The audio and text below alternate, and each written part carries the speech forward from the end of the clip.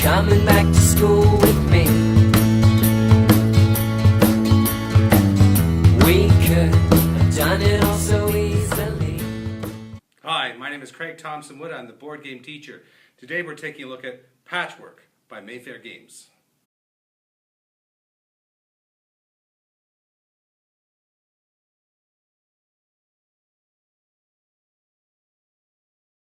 So for the number of players, I'm going to give it a C, and that's just because it's a two-player game. I prefer in classroom settings to get games which have more bang for their buck, can get more players and people involved at one time.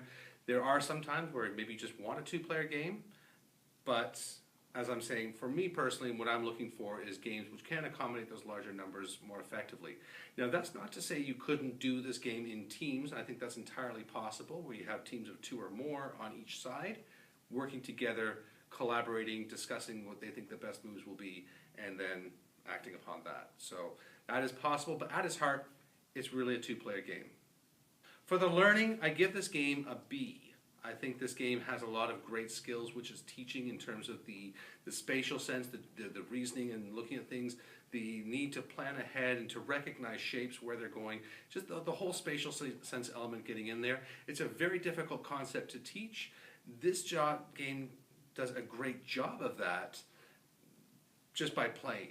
And the more you play, the more you become familiar with seeing things and where they'll fit and recognizing these kinds of things. Think of it as a board game version of Tetris in a way, where you're trying to fit shapes into spaces. If you think Tetris was good for your brain, well, I've got the board game version for you right here. It also involves some arithmetic. As you are adding things, you're counting up your money, how many spaces you have left on your tile at the end of the game, all of which you can see in the blog when I get that up. But the game has geometry, has arithmetic, and it does a good job of it, and it's a fun way of teaching it. So for the fun, I give this game a B+. Bit of a spoiler from when I talked about it in the learning, but I just think this game's a lot of fun. Now, if you're the kind of person who enjoys Tetris, then you would like this kind of game. Just the strategizing, the planning of what pieces you're going to fit into where to try to complete your own personal quilt as you play this game is, as I say, Tetris at heart. So if Tetris is your kind of game, you too will think this game is fun. For time, I give this game a B+ again. It plays in half an hour, approximately, so easily fits within a school period. I don't think any school periods would be less than half an hour. And so it's a quick, fun game. With a two-player game, it would be nicer again if it was quicker, and then that way it would be so bad being only two players, because you could just play lots of games of it in a very fast succession. As it is, you're probably going to take up most of the period in setting up, playing, striking this game, so only two people are going to get to appreciate this for one period.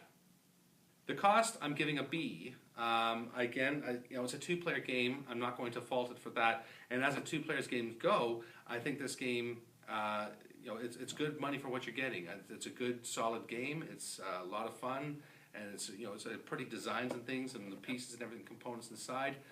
I think you're getting good value for your money here. So I think right now it's being sold on levelup.ca for $22.95, if memory serves me correctly.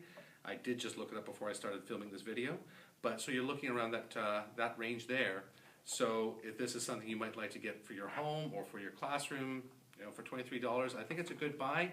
Just keep in mind that it's only for two players. Well, that's going to wrap it up for today's episode. Hopefully you saw something you liked in Patchwork. Hopefully you're going to go up and get your own copy, because this is a good game. I do like this one, as I say, quite a bit. And so if you have any other ideas for games you might like to see on the channel, or other games which you think are good at teaching geometry and spatial sense and might do well in a classroom setting, please leave me a message in the comment section below, and I'll be sure to get right on that. Until next time, I'm Craig Thompson-Wood, the board game teacher, saying thanks for coming to the classroom.